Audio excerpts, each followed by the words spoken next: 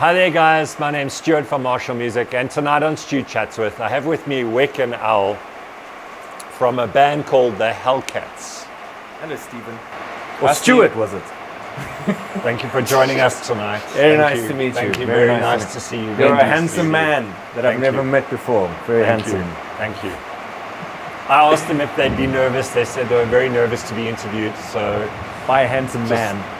If the nervousness comes out, just forgive them. They are generally shy. And amateurs at this. Thanks for joining us. Thank you. Thanks for having us. I always kind of ask the question first, like, how did you guys get into music? Who's you first? How did you... were you always a drummer? Were you... I was, but I learned to play guitar first. Okay. And then I used to play music to like... How can I say? I used to play music like to CDs on the drums. And then this one day, I was like 17 years old, and my cousin asked me to play in his cover band at the Tankard. I don't know if anyone knows where that is, but that's how long ago it was, the band. Because his drummer was sick. And like I knew all the songs from playing on a CD, so he's like, don't worry, you know all the songs. I was like, okay, cool. So I brought my kit there and I landed up playing, and it went quite well. And then after that, I just played in his band for like ever. And then, here I am. Okay. And I mean, and so no formal music training whatsoever? Nothing. No. Okay. CD training. Okay. And how's your technique, would you say? Gross. It's so bad. I play open-handed. Everyone thinks I'm showing off at a show all the time. They're like, oh, look at this guy, he's playing with his open hand. I also play open-handed because I'm a lefty. Me as well. Oh, okay. Yeah, I'm left. Then you're allowed to. Oh, okay. Because everyone gets cross. And they're like, oh, check this guy showing off, huh? But now quickly, we'll move on. So if you're playing open hand, do you switch to the ride over like that? I generally do have a bad habit of doing that. Yeah. So the guy that recorded our old album, Nick Ageros. Sorry. Yes, Nick Ageros. When we were recording the album, he's like, dude, why don't you just put your ride on this side? Yeah. I was like, nah, creature of habit. But also you did because you were playing on right-handed drummers, kits and gigs, and you couldn't change it around. Exactly. And also doing this, it's not a good thing. You kind of look a bit... It looks cool though. No, it doesn't, dude. Hey! So changed it around when we were recording the album, and that's like life-changing. But I still, when I go play shows, I play like this. Okay. So weird. So you need to work on that. I do. But also Neil Ettridge, yes, one of the best drummers, also plays open-handed. See, but he's probably good. He's very good. There's the difference. There we go. What kind of batteries does he use on his drums? Big ones. Cool. The biggest batteries. But how did you get into music? Also self-taught, everything by ear. Gave up music for a long time. I went traveling overseas and I came back. And then a friend of mine at the time said, hey, we're starting this band. We know you play guitar. And I started that. It was called Cable Stealing Gypsies. I played in that for like 2 years. Yeah. And then our drummer, we parted ways. And we auditioned a new drummer, and that was him. We gave him a bunch of music to learn, and he came in and hadn't learned the music and did his own thing, and then we obviously hired him because it was slim pickings. But then, so I don't know, that was kind of like the start of my music career, but I really feel like I got into music when I started a two-piece with Al. Okay, it just felt right. Yeah. And like also, none of it, as Al said, we're not like musically trained, so just feed off vibes. Yeah, for sure. Yeah. Lots of fun. Now, you guys are fairly unconventional in the fact that you sing. I do. Tell us quickly about how difficult that is. How do you separate your brains? It comes very naturally. Okay. I know it sounds like a douchey thing to say, but I don't know how, but it happens. It's like, for me, it's the same thing as when someone says to you, you can play guitar and sing. Fair enough, but when you start playing like intricate things and you try and start singing while playing, I would give it the same type of feel. Like for me, I can play guitar, but if I try and start doing anything that's intricate and you start separating, doing this is an easy thing. When you start separating it and actually start like doing intricate things, my brain goes like this. So I think when people see me singing and drumming, they think their brain goes, Mine doesn't for that reason somehow. I don't know. It's very strange. And I mean, can you play more complicated things on the drums while you sing? Sure. Like fills and everything? Yeah, I can play anything on the drums and sing, which is a bit strange. I don't know why, but it happens. That's amazing. Yeah. Pretty cool. Because I mean, guitarists, yes, we can play rhythm, but we can't solo and sing at the same time. Yeah. Which for me also, like, even like Black Keys, for instance, I mean, they play like a lot of like intricate stuff, and then the dude still sings while doing it, and then you try and do it, you like try and learn this on YouTube, and you're like, and then he starts playing and singing, you're like, nah. It's really hard. That's cool. Oh wow, okay. And lyrics, do you write all the lyrics? No. Probably for the best part of 2 years being in this band, we had no lyrics, and I just made up stuff every time. So Well, phonetically, please tell me how we got this far. I don't know. But anyways, it's definitely a collaborative effort when we doing lyrics.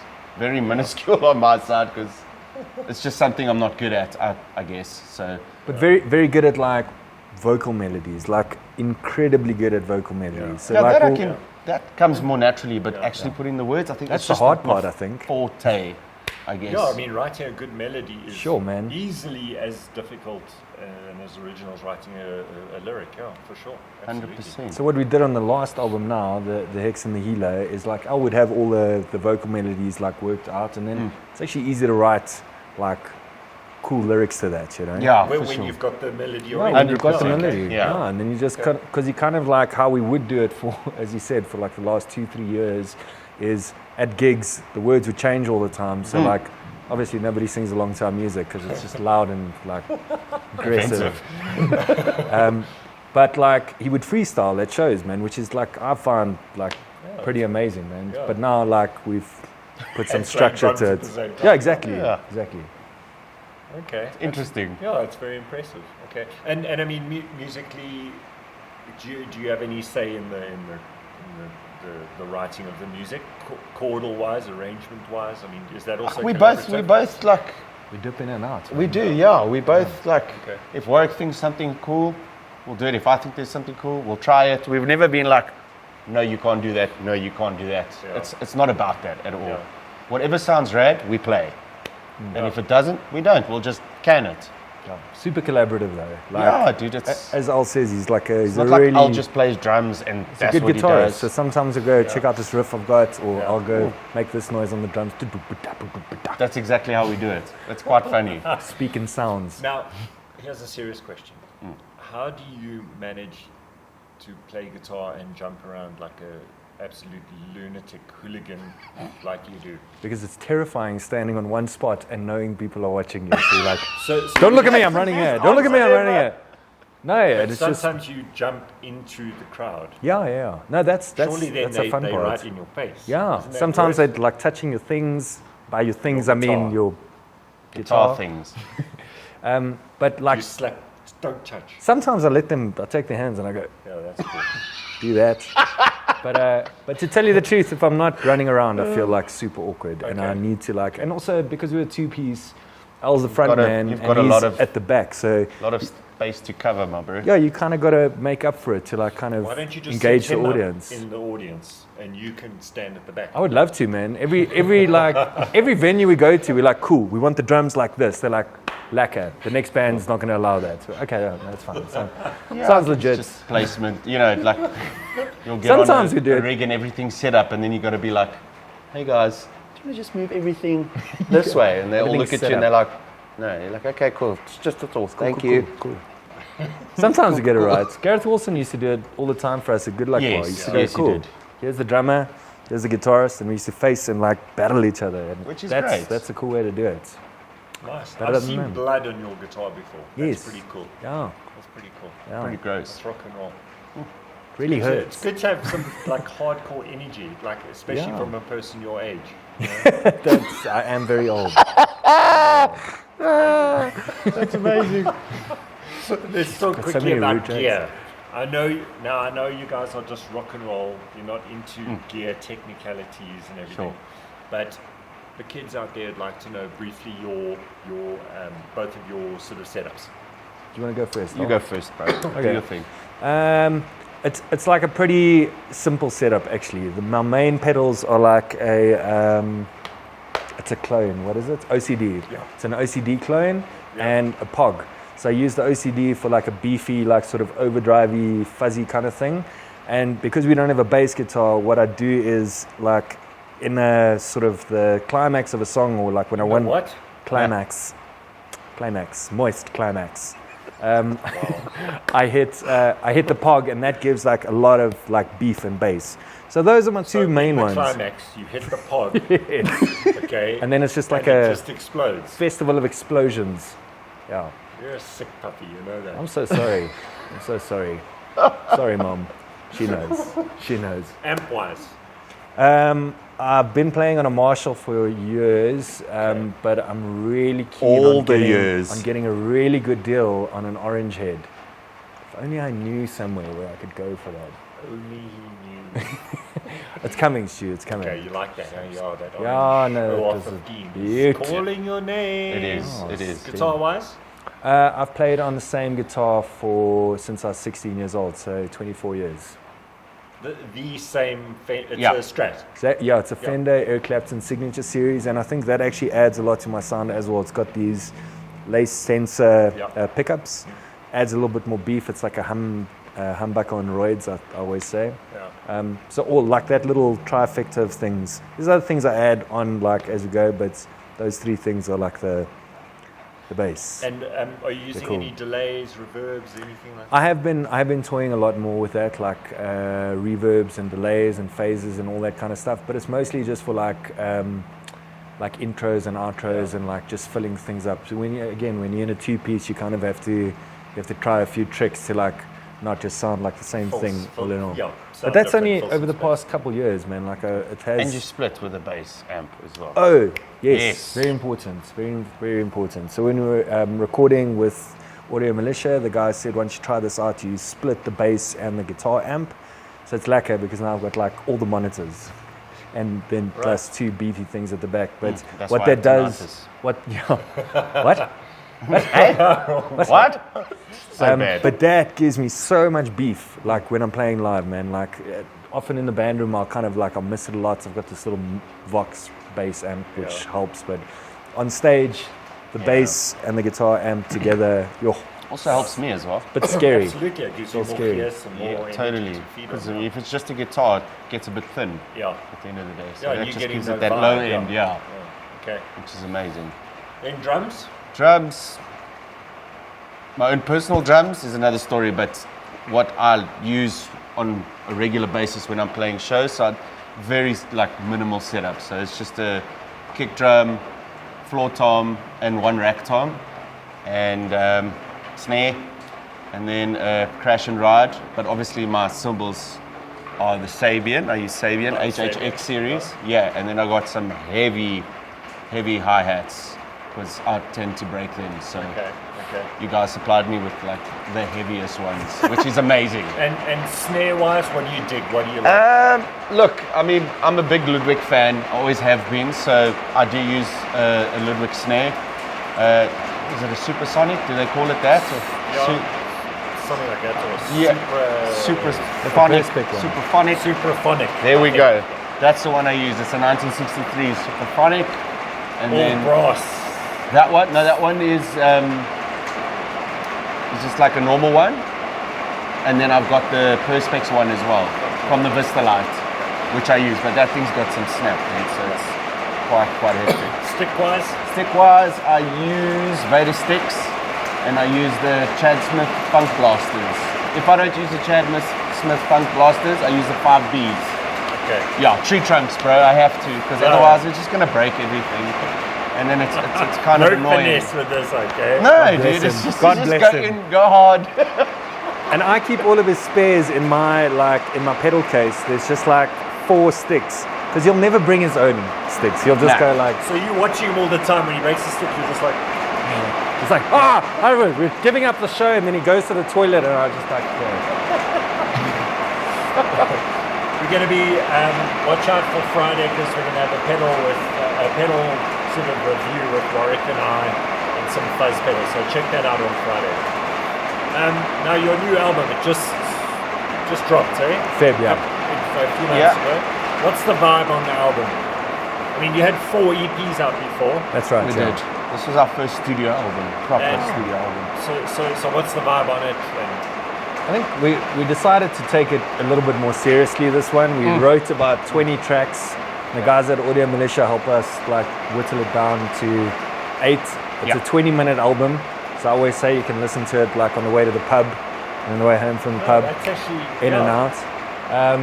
But yeah, man, it's a mixture of songs, man. Like the concept of the album, it's called The Hex and the Healer.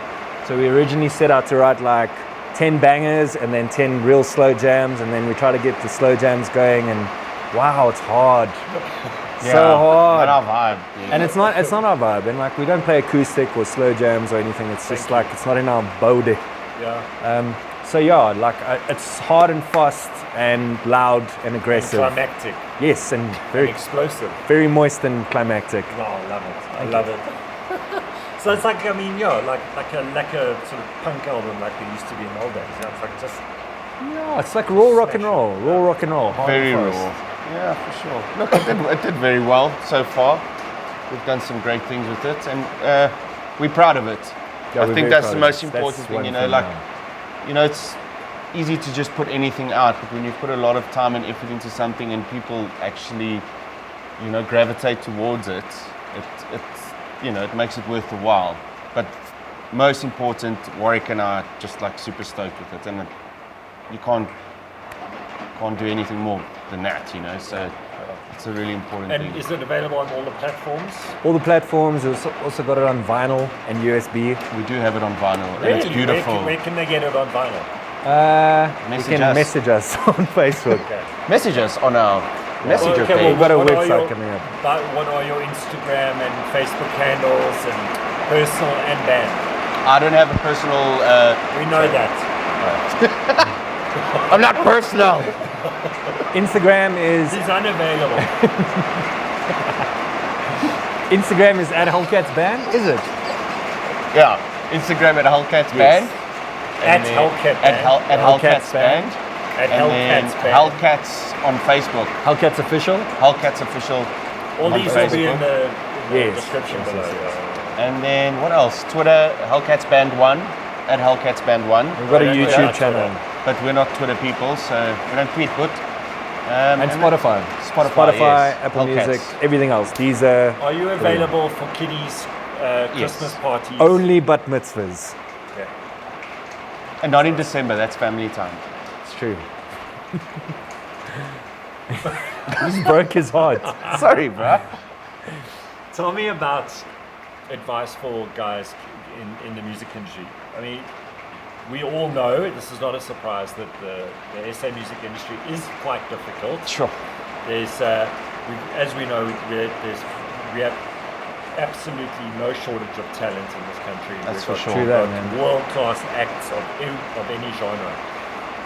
What is your advice on them trying? Because we know there's a shortage of venues and everything. What's your advice for young bands? It's a hard one. I know. Yeah. I know. I think, if you're going to pursue something, pursue it with your whole heart. You've got to. You can't do something half-heartedly, because then you're wasting your time at the end of the day. And if you don't try your best, you'll never know. This is a hard industry to be in. I mean, Warwick and I are very lucky where we are today in the music scene, I think, but we have worked very hard. Yeah. We've worked very hard. I say we haven't worked very hard because, Warwick and I both have day jobs and we still have a rock and roll band. Yeah. But we have worked hard. But I'm saying, I know there's guys out there that this is their life, their bread and butter. And then I always think to myself, we've done so well, but, have we worked as hard as those guys? Yes, we have, but you know what I mean. I always look at it like that. But yeah, you just got to push, and you just got to get in touch with the right people, I think. And also not be scared to approach people as well. Because I also think there's a big misconception in the SA music scene, everyone's hectic. Promoters are hectic and stuff like that. And they're not. You just got to... It's tough to get in, sure. It is. It really is. But, Try hard, if you man. believe in Work yourself... hard, network. 100%. Network, definitely. Yeah. And I think one of the biggest mistakes that young bands make is that they go, cool, our music's rad, everyone's gonna love. Every band is gonna think their music is rad, and they're possibly right. Sure. But like your branding and the way you put Yes. yourself out as a band is like, it's so important, man. And like we are both like visual people, so like every poster that we do, like we spend Put money on it, 100% man. We throw 100% in it, throw yeah. like what money you're gonna make on the gig. You Into put it your into your next. posters, like put it into photography so that you look good. So like when you're making a press kit for like festivals, they take you seriously, because just sending them a couple of SoundCloud like things that you made in your band room, and unfortunately like it doesn't fly It's not these good days. enough. You've No. got to Yeah, got to you'll- build a brand behind yourself. You know? That is good with you guys.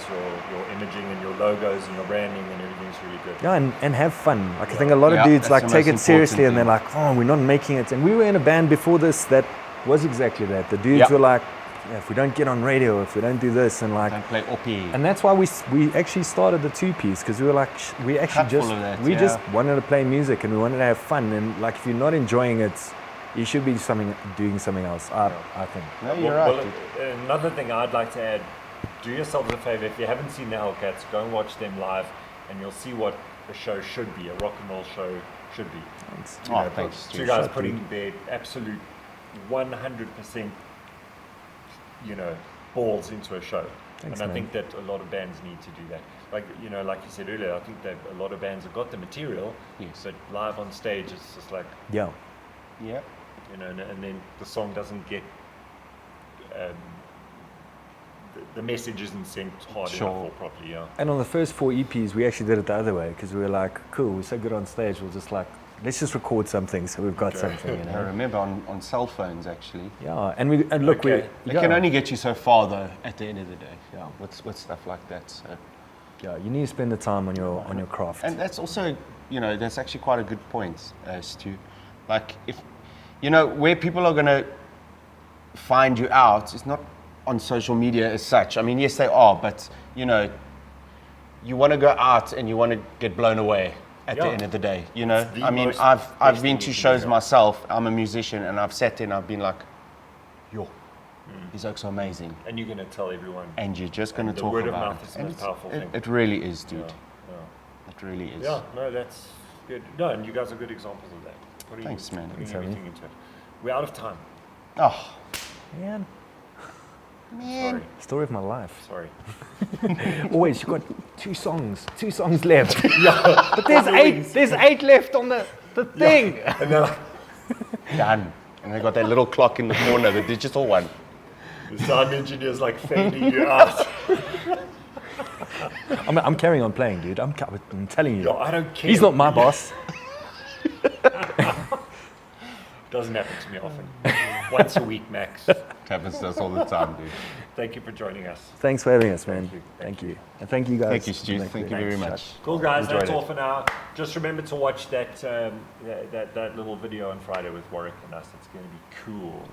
That's all for now. See you next week.